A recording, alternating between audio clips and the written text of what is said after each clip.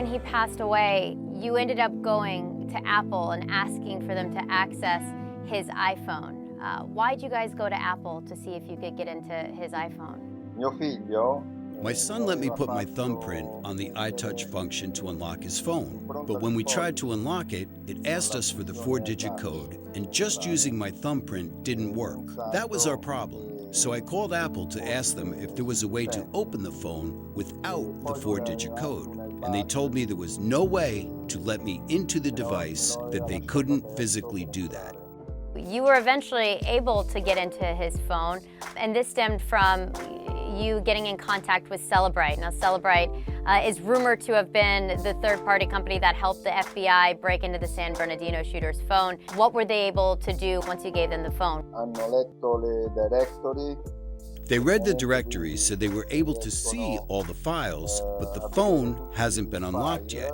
They are still studying the system to get in. So you have access to all these files and data that's your son's, but you can't actually get into a lot of this. How does that feel for you as you're mourning his death? È una cosa molto triste perché It is very sad, because we've just discovered that there are 5 photos that he took 15 days before dying when he was bedridden. I wonder what it is that he could have photographed, because he was doing very poorly.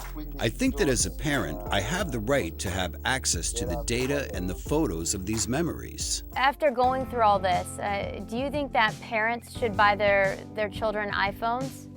No, io penso di no, assolutamente. No, absolutely not, because the situation is really unpleasant. A parent must control the content of a child's device to protect them, especially minors. Apple has argued in this very high-profile case in the United States when it came to the San Bernardino shooter that they can't build software to help them get into a user's iPhone because it would put everyone at risk. Where do you think Apple should draw the line? Because they say oftentimes that it's a safety issue. Potrei essere d'accordo. I understand why people say that there is a need for security, but in any case, they should have a system in case of emergency or in cases like mine, or even for national security against terrorism to be able to get into an iPhone. Obviously, this whole privacy debate here in the United States, people have been talking about because of the Apple versus the FBI case.